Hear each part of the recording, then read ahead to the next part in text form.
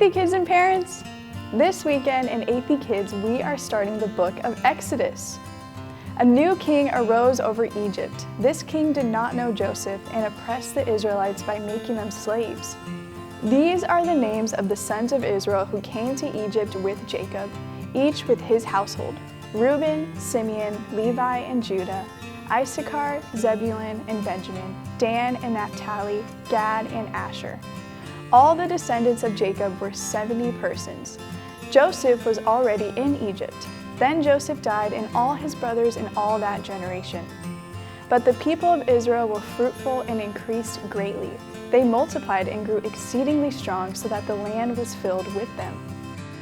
Now there arose a new king over Egypt who did not know Joseph. And he said to his people, "Behold, the people of Israel are too many and too mighty for us. Come, let us deal shrewdly with them, lest they multiply, and if war breaks out, they join our enemies and fight against us and escape from the land." Therefore they set taskmasters over them to afflict them with heavy burdens. But the more they oppressed, the more they multiplied, and the more they spread abroad. And the Egyptians were in dread of the people of Israel. So they ruthlessly made the people of Israel work as slaves, and made their lives bitter with hard service in mortar and brick and in all kinds of work in the field. In all their work they ruthlessly made them work as slaves. Then the king of Egypt said to the Hebrew midwives, "When you serve as midwife to the Hebrew women, if it is a son, you shall kill him, but if it is a daughter, she shall live." But the midwives feared God and did not do as the king of Egypt commanded them, but let the male children live. So God dealt well with the midwives, and the people multiplied and grew very strong. And because the midwives feared God, he gave them families. Then Pharaoh commanded all his people, "Every son that is born to the Hebrews you shall cast into the Nile, but you shall let every daughter live." Now a man from the house of Levi went and took as his wife a Levite woman. They had a son, and when she saw that he was a fine child, she hid him for 3 months. When she could hide him no longer, she took for him a basket. She put the child in it and placed it among the reeds by the river bank. Now the daughter of Pharaoh came down to bathe at the river, while her young woman walked beside the river. She saw the basket among the reeds and sent her servant woman, and she took it. When she opened it, she saw the child, and behold, the baby was crying. She took pity on him and said, "This is one of the Hebrews' children."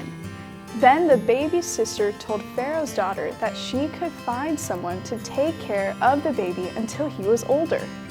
When the child grew older, she brought him to Pharaoh's daughter, and he became her son. She named him Moses because, she said, "I drew him out of the water."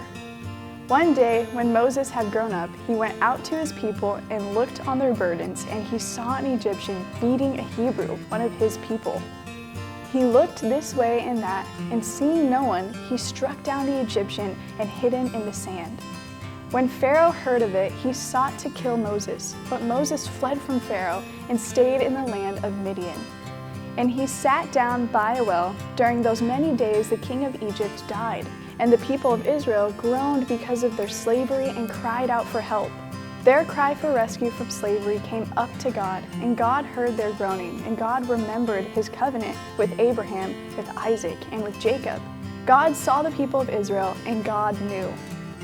Pharaoh ordered all Hebrew boys to be killed at birth, yet even in this suffering, God was in control.